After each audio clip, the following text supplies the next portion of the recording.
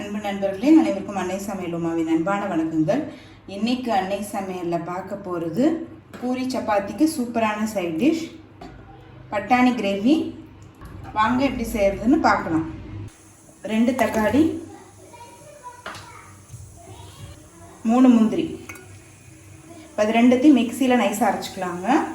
கடாயில் தேவையான அளவு எண்ணெய், 3 பட்டை, 1 கிராம்பு, 1 டீஸ்பூன் சோம்பு,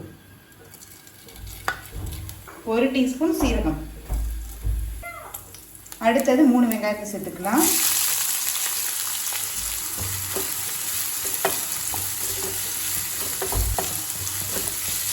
இப்போ வெங்காயத்தை நல்லா கலர் மாற வரைக்கும் வதக்கிக்கலாங்க. 1 டீஸ்பூன் இஞ்சி பூண்டு விழுது,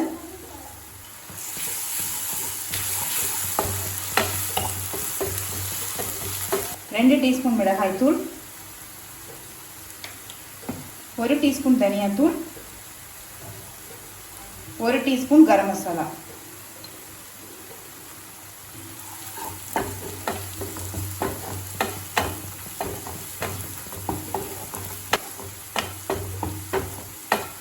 இப்போ மிளகாய்த்தூள் வாசனை போக 1 நிமிஷம் வரைக்கும் நல்லா வதக்கியாச்சுங்க. அடுத்தது நம்ம அரைச்சி வச்சுருக்க தக்காளி முந்திரி விழுதை சேர்த்துக்கலாம். தேவையான அளவு உப்பு,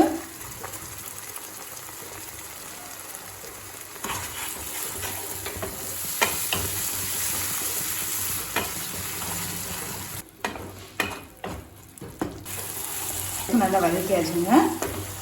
இப்போ இது கூடவே 1/2 கப் தண்ணி சேர்த்துக்கலாம்.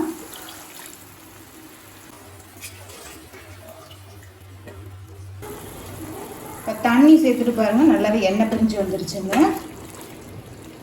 இது கூடவே வேக வச்ச பட்டாணி 1 கப் சேர்த்துக்கலாங்க.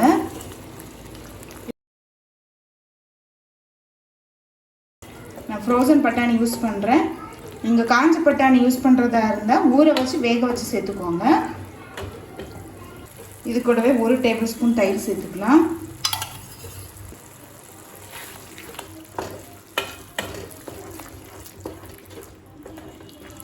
தயிர் சேர்க்கணும்னா நல்லா க்ரீமியாக வருங்க.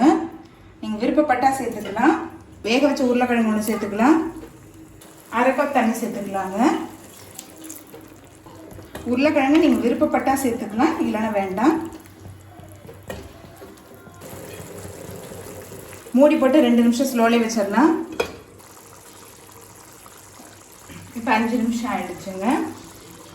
எண்ணெய் பாருங்கள் நல்லாவே பிரிஞ்சு வந்துருக்கு. கொஞ்சமாக கொத்தமல்லி சேர்த்துக்கலாம்.